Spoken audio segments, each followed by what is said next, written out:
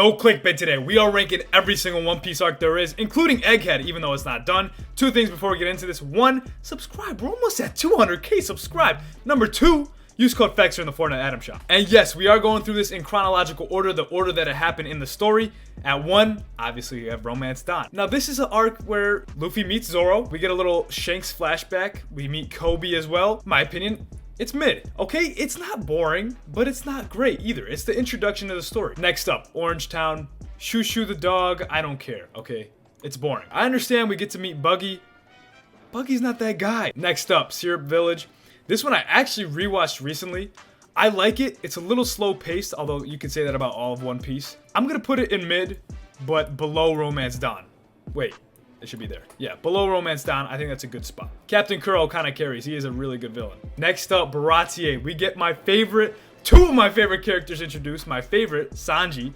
And then next up, Mihawk. He's that guy. He's the world's strongest swordsman. Don't even get me started on that. Very solid arc. Is it biased to put it above Romance Dawn's? No, because objectively, we get to see Luffy beat up Don Krieg, Sanji's little mini backstory, not the real one. And then we get to meet Mihawk and Zoro's moment. Overall, Nami's betrayal even? Nah, this is definitely a solid arc. And now we've got Arlong Park. Very emotional arc. Obviously, we have Nami's backstory with Bellamere and her Nojiko, I'm pretty sure her sister is, about how Arlong never even intended to keep the deal. Crazy stuff. But the Straw Hats pulled through for her, as they always will. Some people got it in their top 5. I've got it in yes, sir. It's like slightly outside the top 5. Logtown is next. And this is where we get introduced to Smokey, who at the time we thought was invincible. I mean, this dude could not be touched, literally. Come to find out, he ends up becoming a walking L, but that's besides the point. Luffy ends up surviving. Dragon is introduced. Overall, solid arc. I would say it's in the mid category. Nothing too crazy happened, kind of a short arc. And I think it's slightly below Syrup Village. Reverse Mountain is next. Laboon is introduced. Crocus, the doctor on the Roger Pirates, is also introduced. I can see the emotion in it, but I'm being objective. And it's mid, okay? It's mid. Honestly, it's kind of boring. I understand this list is not going to please everybody. You just can't. It's not possible. I'm trying to be as objective as I can with this without any bias. Whiskey Peak is next. We get Baroque Works introduced. We get the Zoro moment of how he took down a bunch of Baroque Works members. Overall, it was not all that entertaining. I would say it was below Logtown. Little Garden, we get introduced to Broggy and Dory. This is also going to have some implications with the Elbaf arc, where Usopp is going to take down Loki and unlock his Conqueror's Haki. But overall, the arc is solid. I don't think it deserves to be in the solid tier, just because Romance Dawn is in the mid tier, and I don't think it deserves to be over that. I think it should be in the mid tier. Drum Island is next, and we get Chopper, Dr. Hero Look, Dr. Korea. Very solid arc, and I think it does deserve to be in the solid tier. I will put it right below Baratie. Definitely was some emotion in there. Wappo was a trash villain, but at least he got his.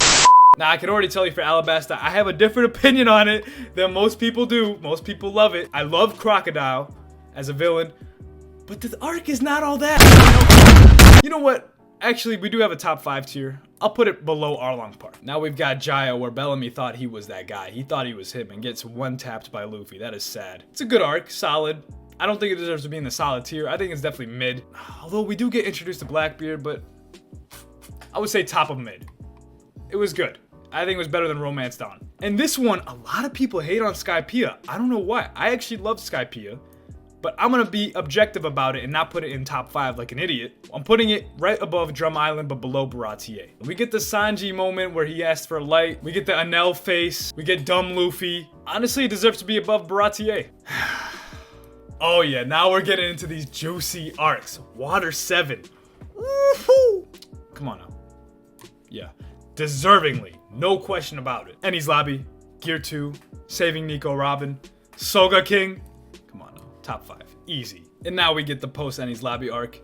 I'm not going to make a big deal out of it because nothing too much really happened. We did get the 1000 Sunny. Cool. We got the Nico Robin grabbing Frankie's. I think it should be at the top of mid.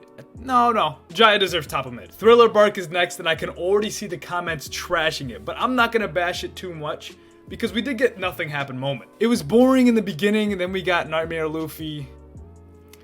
I think that's a good spot. That is a respectable spot. And now we've got Sabaody. Definitely an emotional one. We get introduced to the worst generation. Very good arc. Deserves to be right below Alabasta. And next up, we've got Amazon Lily. I can already see some of you guys putting it at 1 for some unholy reasons. I'm not going to be like that. We're putting it in the solid tier above Skypiea. Impel down, I can already tell you, top 5. We got the Bon Clay sacrifice. We got Ace and Jinbei chatting it up for a little bit. Too many good moments to pass it up. Putting it top 5, no question. And to this day, Goat Ford. Post-war arc, very emotional. We've got Luffy traumatized from Ace's death, but it is a very short arc, and it just kind of goes into the time skip.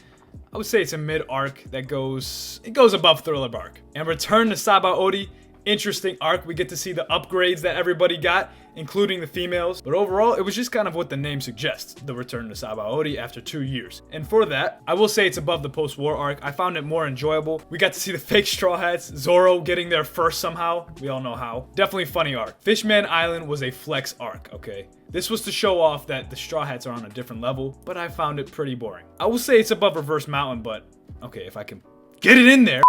And now Punk Hazard. Initially, thought it was pretty boring, but looking back at it, very good.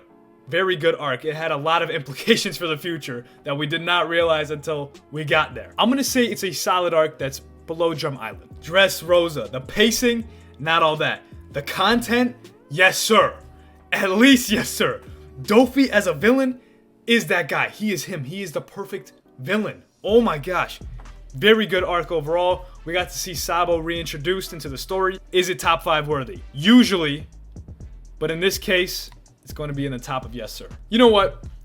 I did say I was going to be objective, and for that, that is objectively correct. And I'm going to do that because that makes more sense. And now we've got Zhao, whatever you want to call it. This was just kind of an introduction to the whole cake arc and Wano for some of the Straw Hats. It deserves to be above Whiskey Peak. And now, I know I said I was not going to be biased at all, but come on, this is my favorite character's arc. This is Sanji's arc. I gotta be slightly biased. And plus, I think most people will agree Whole Cake is a top 5 arc. And now we've got the Reverie arc, which I thought was really good. I'm gonna say it's in the solid tier, but it's below Skypiea. And second to last, we've got yeah, no question. Top of top 5. And I do understand the people's problem with the pacing, but this is One Piece. It's 1,000 episodes long. I think there's been problems with pacing throughout all of these arcs, okay? Now, the one thing about Wano and why it's not my favorite is that they did not go back and talk about Zoro enough, okay? I know they had that little flashback, but it was not enough. We needed more Zoro, okay? This was supposed to be for Zoro. He's literally from a village that's associated with Wano. And finally, we've got Egghead. This arc is obviously incomplete. It's not done yet, at least at the time of recording. This arc is absolute fire, okay? This is gonna be, honestly, the way it's looking, it will rival Marineford. Oh, I just realized I made it. Okay, well, let me just top 6. Okay, yeah, that should fix it. Egghead as it is right now, not the potential, but where it is right now, definitely deserves to be in top 6. It does not matter. This is one of the greatest arcs I've ever seen. I'm not willing to say it's better than Enies Lobby yet, but it's definitely better than these two. And there you have it, the most unbiased, objective, accurate One Piece arc ranking. I hope you guys really enjoyed this, and if you did, hit that subscribe button. We're almost at 200K. Use code FAXTER in the Fortnite item shop.